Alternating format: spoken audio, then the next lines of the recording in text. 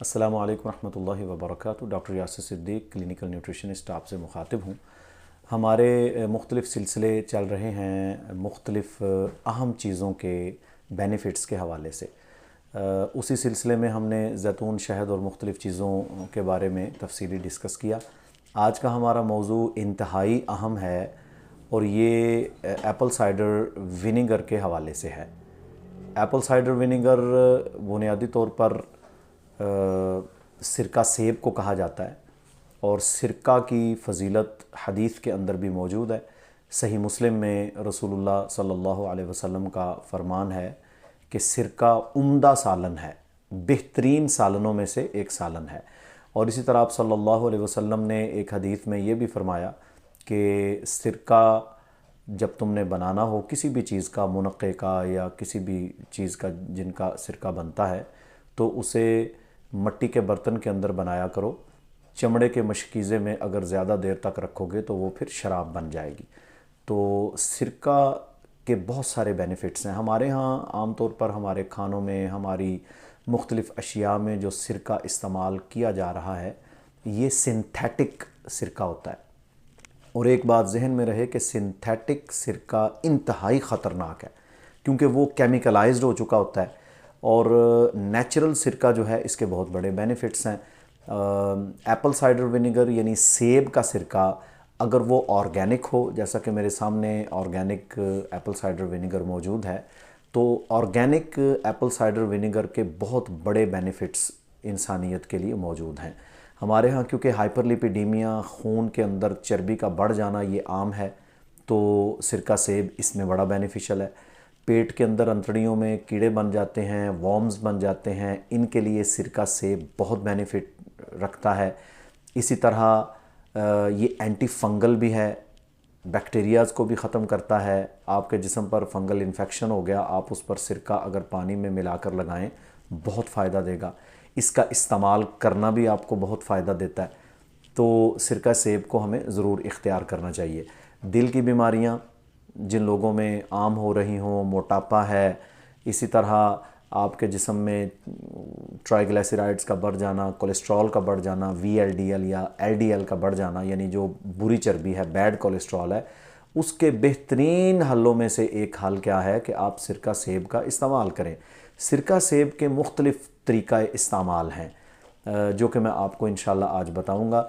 पहले नंबर पर तो ये है कि किन लोगों ने सिरका सेब को इस्तेमाल नहीं करना, ये भी इल्म होना चाहिए। वो शख्स जिसे अंतड़ियों का अल्सर है या जिसे स्टोमिक अल्सर है, मैदे का अल्सर है, ड्यूडेनल अल्सर है, वो शख्स सिरका सेब उस वक्त तक इस्तेमाल ना करे जब तक कि उसका अल्सर सही ना हो जाए। इसी तरह वो लोग जिनका H पाइलोरी पॉजिटिव होता है, मैदे में जलन तेज़ाबियत होती है, वो सिरका सेब को इस्तेमाल ना करें। तो ये लोग ऐसे हैं कि जिनको सिरका सेब से साइड इफ़ेक्ट हो सकता है। इसके अलावा हर शख्स जिसका लीवर फैटी है, जिगर पर चर्बी है, पेट में कीड़ों का उसे मसला बनता रहता है, खून में चर्बी ज़्यादा है, उसके लिए सिरका सेब इंतहाई मुफीद है। इसके बेस्ट तरीक़ा इस्तेमाल ये हैं कि इसे मुख्तलिफ़ मिक्स सब्ज़ियों के ऊपर, जिसमें आप कुछ फ्रूट्स भी डाल लें, उसके ऊपर डालकर और साथ इसके ऑलिव ऑयल अगर आप मिलाकर इसे सैलड के तौर पर इस्तेमाल करें। और इसका बेहतरीन जो ईटिंग टाइम है वो दोपहर का वक़्त है, लंच के टाइम। कभी भी इसे नाश्ते में या रात के खाने में नहीं लेना चाहिए। अगर आप इसे डेली बेसिस पर कुछ माह इस्तेमाल करते हैं तो ये इंशाल्लाह आपकी अंतड़ियों को, आपकी कोलोन को और आप साफ़ भी करेगा और आपके वज़न को कम भी करेगा।